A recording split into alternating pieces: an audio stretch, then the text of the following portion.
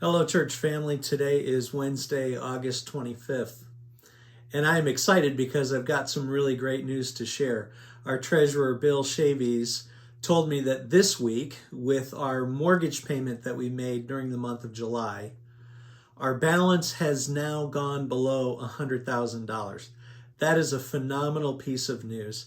And part of the reason why that's phenomenal is because we have budgeted to pay ahead in our mortgage. And we've been able this year, because of the giving being strong, we've been able to reduce that mortgage even further. And I believe it's entirely possible that the Lord will enable us to give in a way that will be debt free by the end of the year. And that's a really huge thing. It's huge for a number of reasons, but perhaps one of the greatest reasons that I think is because it will enable us to have a little more flexibility with money that we can devote to doing missions. I have told you in a previous video that I've sensed the Lord leading us in the direction of doing more ministry partnerships with churches and missionaries in other parts of the world.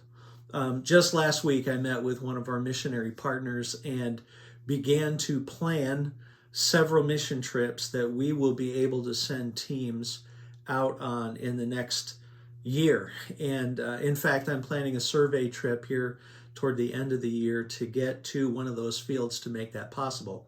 In addition, I've met with two other missionaries who are excited about the possibility of our partnering with them. And so if we can become debt-free by the end of the year, I think that will put us in a really good position, not only to meet the ministry needs here locally, but to expand in the area of missions, which I think will be a great way that God will work in us and work through us. So please be praying about that. Maybe the Lord will enable you to give an extra gift toward that debt-free goal by the end of the year, and we'll pray to that end. I also want you to know that the month of September is a month when we take a special missions offering to do missions and church planting and church strengthening here in the state of Ohio. One of the main ways that that happens is through the camp ministry that we participate in. It's called Seneca Lake Baptist Camp. And so we receive that special offering during the month of September. It's called the Ray Roberts State Missions Offering, and perhaps the Lord will enable you to join with me to give a special gift toward that as well. You'll see a little bit more information in the bulletin starting at the beginning of the month of September. Beginning of month of September is also our last outdoor service, so September 5th we'll be meeting outside. That service is at 10 a.m. and we will be serving barbecue lunch afterwards, so I encourage you to come and bring a friend. It is outdoor.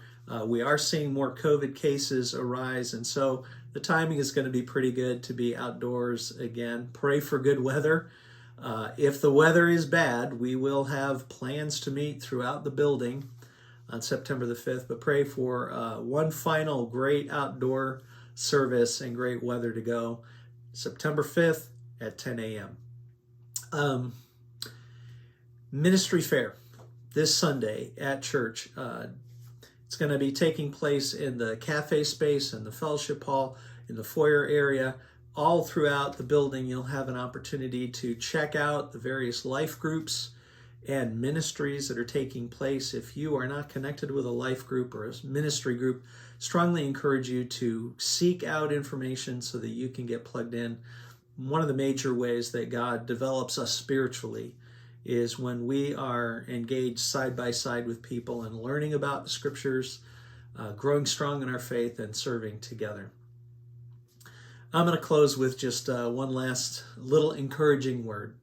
Last Sunday, I preached on Lazarus, and one of the main points of the story of, not Lazarus is this week. Last week, it was Zacchaeus.